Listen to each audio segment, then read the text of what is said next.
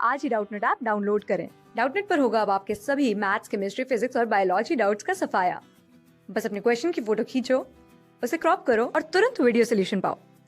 Download now.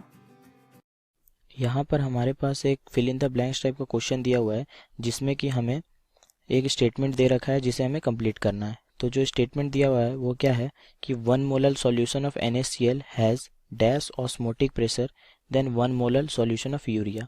कहने का मतलब है हमारे पास दो सॉल्यूशन दिए हुए हैं, एक NaCl का और एक यूरिया का है, और पूछा गया है कि दोनों का जब मोलैलिटी सेम है तो उसका ऑस्मोटिक प्रेशर किसका ज़्यादा होगा या किसका कम होगा। ये हमें बेसिकली पूछा गया है कि NaCl का ऑस्मोटिक प्रेशर ज़्यादा होगा या कम होगा यूरिया से।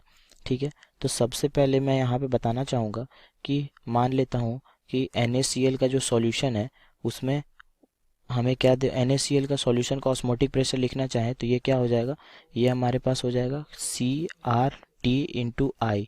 ठीक है, और अगर यूरिया के लिए लिखना चाहें तो यूरिया के लिए क्या है, पाई ऑफ यूरिया जो होगा हमारे पास वो क्या हो जाएगा, CRT/I ऑफ यूरिया।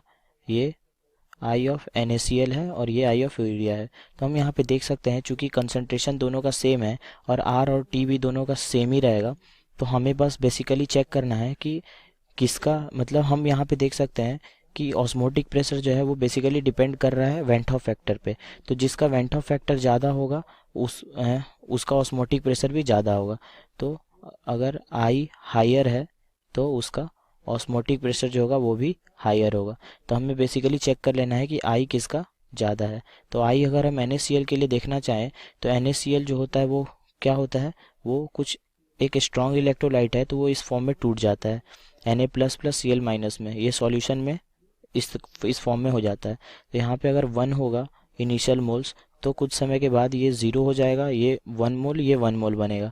तो हम आई लिखना चाहें इसके लिए तो ये कितना आ जाएगा, मोल्स एट इक्विलिब्रियम हमारे पास कितना है 2 अपॉन इनिशियल मोल 1 है, तो आई ऑफ NaCl हमारे पास कितना आ जाएगा 2 आ जाएगा।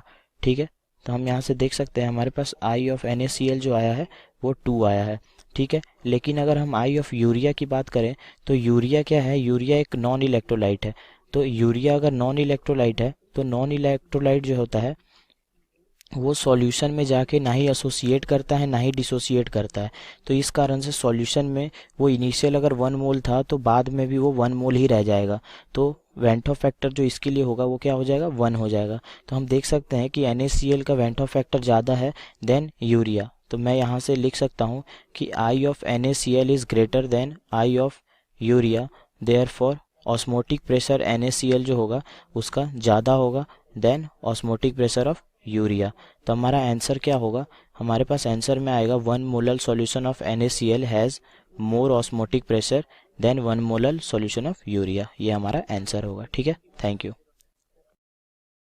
क्लास 6 से 12 से लेके नीट, IIT, JEE मेंस और एडवांस के लेवल तक 10 मिलियन से ज्यादा स्टूडेंट्स का भरोसा। आज ही डाउनलोड करें डाउटनेट ऐप या व्हाट्सएप कीजिए अपने डाउट्स 8400 400 400 पर।